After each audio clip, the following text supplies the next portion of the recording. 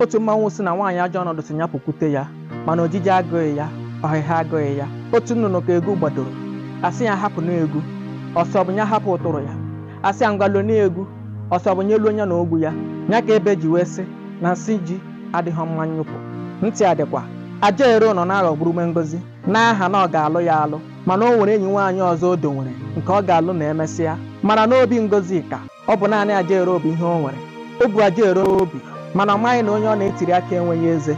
Ajaero mana Ngozi enweghị obi, o were ya jide ya n'ọrụ. Ihe ọ bụla ọ nara Ngozi ka Ngozi na-enye ya, ma ego ma nke ọzọ a. Naanị ihe Ajaero na-agwa ndị enyi ya bụ na Ngozi ka abụghị klaasị ya, na ya enwegwo n'enyi nwaanyị. Ndị enyi ya aka kwu eme ihu ebe ha ga na-etu Ngozi ka aha ma ha hụ ya na Ajaero. Ọ na-ada our wife isi Ngozi ka ya saa, maka ya ka o ji wepụtazi obi na-eme na Ajaero ihe dịka onye hụrụ mmadụ n'anya.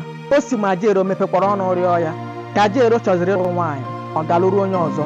Ngozi ka nụghị izikpo n'elu, ihe ọ nọziri bụ dị n'ala. Ngozi ebecha akwa hichaa anya mmiri. Onye hụrụ Ngozi n'izu ahụ ga-ama na ihe pụrụ ya n'ahụ, na ya na ihe na-eme. Emesịa onye hụrụ Ngozi n'anya bịa tụtụrụ ya, lụrụ ya, rụchaa anya, ụwa na-aga.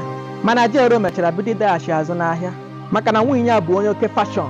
Ụdị akwa, ihe ụkwụ maọbụ isi ọbụla pụtara na nwunye ya ga-egocha ya. Mgbe ụfọdụ ọchịa ha abụọ chefuo na mwepụ abụghị ntinye aka daa na Ajaero osite ahụ lọta vileji. Ihe ọzọ a nụziri bụ na nwunye ya alụghara na di, ọkwa onye aghọgburu ka a gbara. Ọ kpọghị nwa ka ọ mụrụ Ajaero, asị nọ nke oji. Ajaero gama n'ụzọ hụ Ngozi ka ihe ọ na-ada bụ ngọọ. Mgbe ụfọdụ ọ bụrụ na ọ chọghị ka ọ hụ ya, o si ụzọ ọzọ na ọhụ ya n'ụzọ, maka ọ na-abụ ọkụkọ ọnyụ ahụ n'ala achụwa ya. Etu a ka Ajaero si wee si n'elu wee dara obido na square one. Ọ bụrụ ihe mmadụ mere onwe ya. Gee m ntị, akwụkwọ juru n'ọhịa mana abaa akpara ụkazi. Ile anya ihu na azụ ịhụ na nwaanyị dị ọtụtụ. Nwaanyị dị ka azụ dị na mmiri, mana ịchọzi ezi nwaanyị ịhụ na nwaanyị dị ụkọ. Ejile na onye hụrụ n'anya gị na ya nọ na the same class or level na o nwere ike na ọ gụrụ ha akwụkwọ n'ebe egwuru, mana ọ bụ ezi nwaanyị nke na-anaghị enye gị isi ọwụwa. Ebe ị ma na onwe ya onye ọzọ o bu n'obi na-abụghị sọ gị, ebunyela ya nnu ha na mmiri sowe ya. Chekene ma ọ bụrụ gị, ọ bụghịkwana ihe niile na-egbuke bụ ọlaedo. Ekwela ka nnekwu gbalawa gị ebe ị na-achọ udu ya. Ụmụ nwaanyị karịrị. Choose one and make her your queen.